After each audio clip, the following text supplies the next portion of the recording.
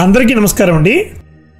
మన ప్రధానమైన స్వధర్మ వేదికలో అంటే గత స్వధర్మం అనే యూట్యూబ్ ఛానల్లో నేను గతంలో పెట్టే వీడియోల్లో చాలామంది నన్ను ఒక ప్రశ్న అడిగేవారు. ఎప్పుడు ఆ ప్రశ్న ఏంటంటే, మీరు ఎప్పుడు ఈ విభూతి ధారణం మాత్రమే చేస్తూ ఉంటారు, మధ్యలో గంధం మాత్రమే పెట్టుకుంటూ ఉంటారు, కానీ కుంకుమ బొట్టు ఎప్పుడు పెట్టుకోలేదు మీరు.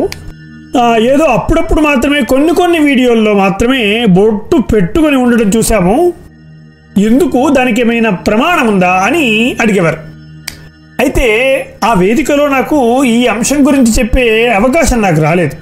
అందుకు నేను ఈ వేదికలో దాని వివరణ ఇచ్చే ప్రయత్నం చేస్తున్నాను. ఇన్ని రోజులుగా మీరు కూడా ఈ వీడియోలు చూస్తున్నారు కదా, మీకు కూడా ఈ సందేహం రావచ్చు, ఈయన కుంకుమ ధరించకుండా కేవలం భస్మధారణ మాత్రమే చేస్తున్నారు అనే ఈ సందేహాన్ని ఈ వీడియోలో మీకు నివృత్తి చేస్తున్నాను. ఇక వీడియోని పూర్తిగా చూసి విషయాన్ని తెలుసుకోండి. శైవ మతానికి సంబంధించిన ఒక శాఖ అయిన ఆరాధ్యులకు సంబంధించినటువంటి వాడిని. అయితే మేము అందరిలాగానే యజ్ఞధారణ ఉంటుంది, త్రికాల సంధ్యావందనం, మంత్రాధికారం, ఈశ్వర సేవ, అలాగే శైవాగమ ప్రకారం అన్ని కర్మలు మాకుంటాయి. అయితే నేను గతంలో దాదాపు 12 సంవత్సరాలు ఈశ్వరాలయంలో అర్చకత్వం చేసే క్రమంలో చేయడం వల్ల ఈ స్నానానంతరం భస్మాన్ని ధరించి సంధ్యావందనం చేసుకునేవాడిని. ఆ తర్వాత ఈశ్వరార్చన చేస్తూ ఈశ్వరుడికి గంధాన్ని అలంకరించేవాడిని. సాధారణంగా భస్మంతో అందరూ అలంకరిస్తారు, నేను భస్మంతో పాటు గంధంతో కూడా అలంకరించేవాడిని. ఆ గంధాన్ని ఇలా మధ్యలో ఒక రేఖగా నేను కూడా ధరించేవాడిని. మధ్యాహ్నం భోజనానంతరం వరకు అలాగే ఉండి భోజనానంతరం తర్వాత మాత్రమే కుంకుమను ధరించేవాడిని. ఇలా చాలామంది ఆచరించే వాళ్ళు ఉన్నారు. అంటే భోజనం వరకు భస్మధారణలో ఉండి ఆ తర్వాత మాత్రమే కుంకుమను కానీ గంధాన్ని కానీ ధరించే వాళ్ళు ఉన్నారు. పూర్తిగా భస్మంతో మాత్రమే ఉండేవాళ్ళు కూడా చాలామంది ఉన్నారు. ఎందుకు ఇలా ధరిస్తారు, దానిలోని ఆంతర్యం ఏమిటి, అలాగే ఈ బ్రాహ్మణులు ఎవరు ఏ రకమైనటువంటి బొట్టును ధరిస్తారు అనేది ఈ వీడియోలో తెలియజేసే ప్రయత్నం చేస్తున్నాను. ఈ వీడియో చాలా అద్భుతంగా ఉంటుంది, మీకు చాలా ఇన్ఫర్మేషన్గా కూడా ఈ వీడియో ఉంటుంది.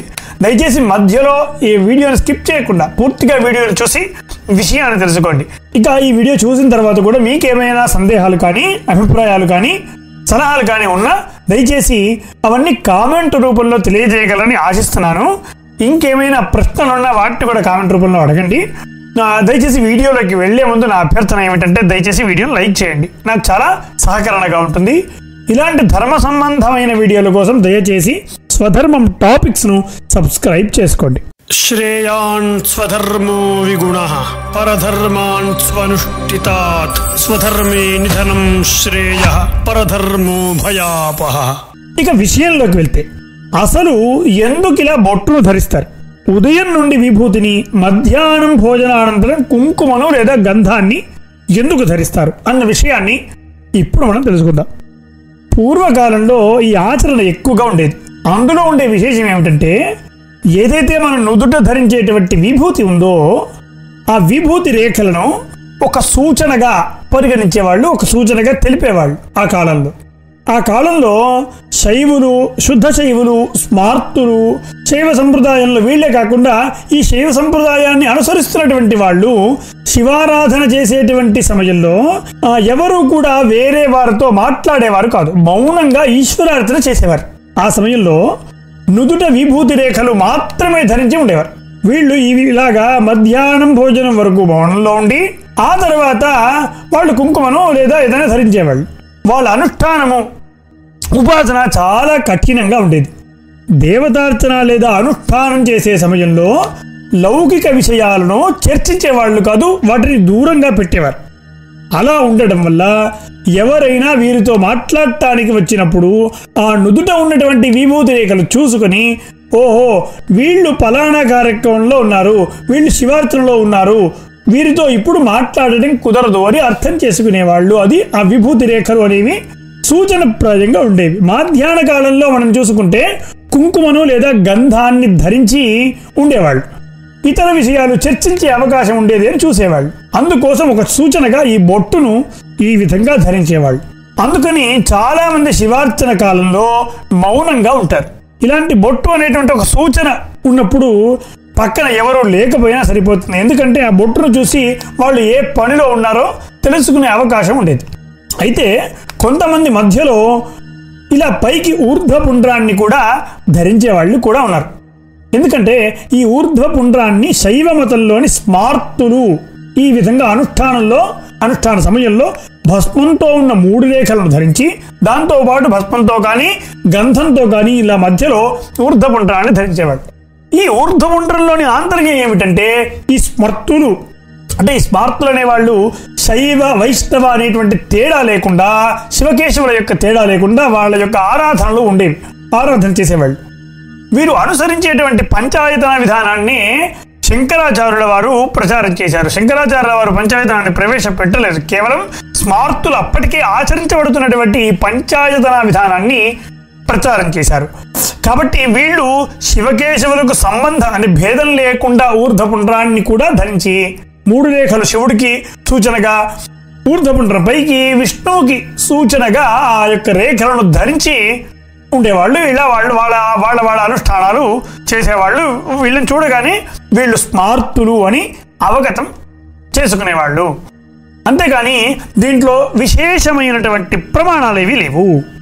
నేను కూడా శివార్చన సమయంలో మౌనంగానే ఉంటాను కాబట్టి అది ధరించేవాడిని, ఆ విధంగా ధరించేవాడిని.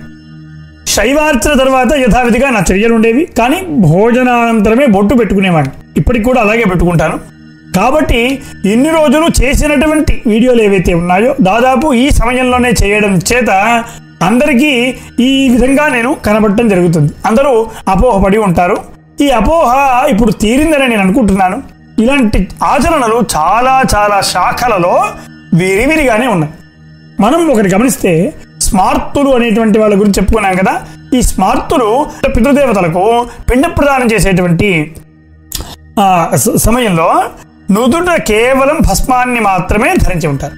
పితృస్థానంలో కానీ, విశ్వదేవ స్థానంలో కానీ, విష్ణు స్థానంలో కానీ వచ్చినటువంటి బ్రాహ్మణులు ఎవరైతే ఉంటారో వాళ్ళు కేవలం భస్మాన్ని మాత్రమే ఇచ్చి ధరిస్తారు. అర్చన స్వీకరించేటప్పుడు మాత్రమే వారు గంధాన్ని ధరిస్తారు. కర్మను చేసినటువంటి యజమాను యొక్క భార్యలు కూడా పిండ ప్రదానమయ్యేంత వరకు నుదుట కుంకుమను కూడా ధరించేవాళ్ళు కాదు. వాళ్ళు కుంకుమను ధరించి పిండ ప్రదానం అయిన తర్వాత కుంకుమను ధరించి ఆ పిండాలను నమస్కారం చేసుకుంటారు. నమస్కారం చేసుకునేటువంటి సమయంలో మాత్రమే ఆ యజమానుల కర్తల యొక్క భార్యలు కుంకుమను ధరిస్తారు.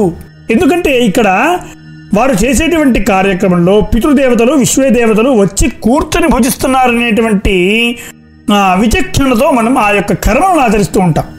ఆ కర్మకు వచ్చినటువంటి అతిథులకు, ఎవరైనా అతిథులను పిలుచుకుంటాం కదా, వాళ్లకు అక్కడ ఏ కర్మ జరుగుతుందో తెలుసుకోవడం కొరకు ఇది ఒక సూచనప్రాయంగా ఉండేది.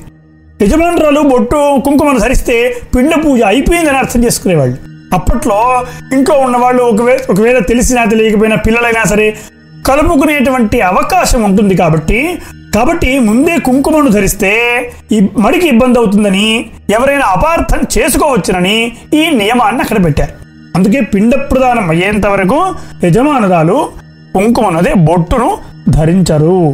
ఇవి సూచన ప్రమాణాలు, మనం ఏ స్థితిలో ఉన్నామో తెలిపేటువంటి ప్రమాణాలు.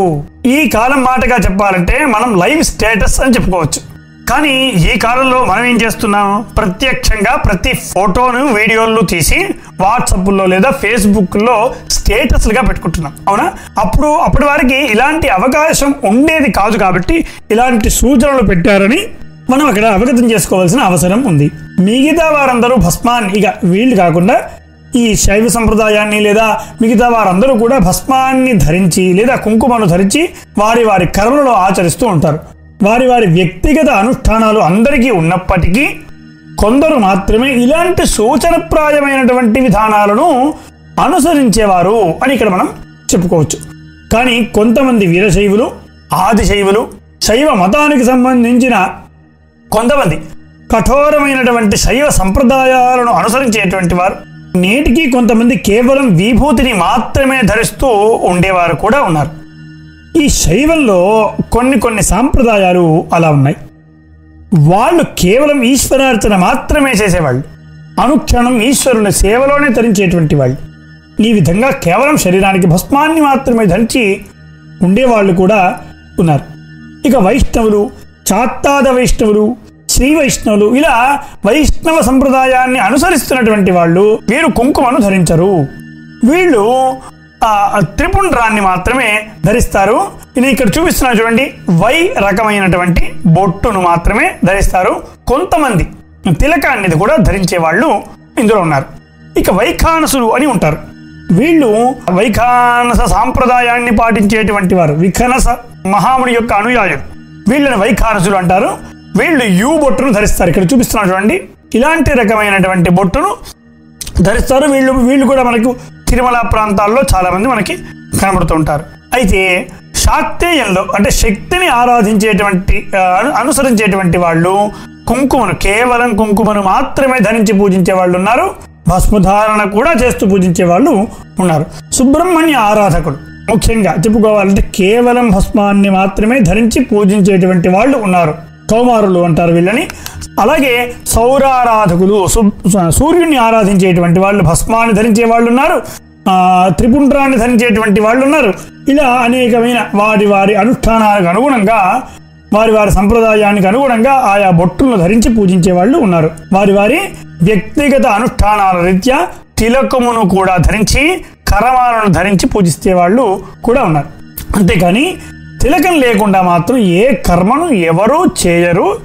అలా చేస్తే ఏది ఫలించదు, మరియు చేసినటువంటి పుణ్యం అంతా కూడా హరిస్తుంది.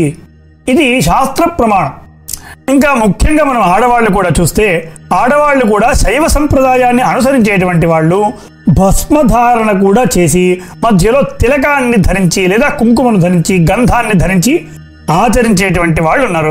కేవలం భస్మాన్ని ధరించి మాత్రమే పూజించే వాళ్ళు ఆది శైవుల్లోనూ ఎక్కువగా కఠోరమైనటువంటి శైవ సంప్రదాయాలు ఏవైతే ఉన్నాయో అందులో కేవలం భస్మాన్ని మాత్రమే ధరించే ఆడవాళ్ళు కూడా, వీరశైవాన్ని పాటించేటువంటి వాళ్ళు కూడా ఉన్నారు. సాధారణంగా లౌకికంగా ఉండే అందరూ కూడా నుదుట కుంకుమను కానీ తిలకాన్ని కానీ ధరించి ఆయా కర్మలను ఆచరించాలి.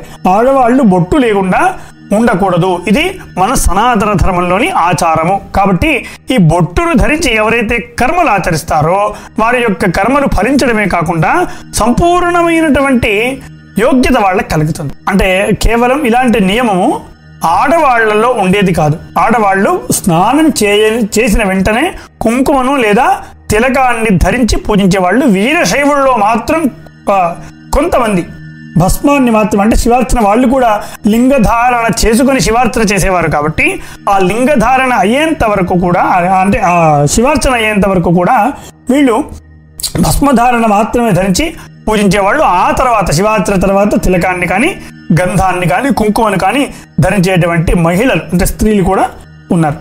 ఈ వీడియోతో మీకు ఈ బొట్టుపై ఉండే అనేకమైన సందేహాలు తీరాయని నేను అనుకుంటున్నాను. ఒకవేళ ఇంకా ఏమైనా ప్రశ్నలు ఉన్నా వాటిని కామెంట్ రూపంలో తెలియచేయండి. ఈ వీడియోని ఇక్కడ దాకా చూసినందుకు చాలా చాలా కృతజ్ఞతలు. ఇలాంటి ధర్మ సంబంధమైన వీడియోల కోసం దయచేసి స్వధర్మం టాపిక్స్ను సబ్స్క్రైబ్ చేసుకోండి. వీడియోని లైక్ చేయండి. మరో అద్భుతమైన వీడియోతో మళ్ళీ మీ ముందుకు మీ ముదిగొండ చందు శర్మ. మంగళ మహత్. నమస్కారం.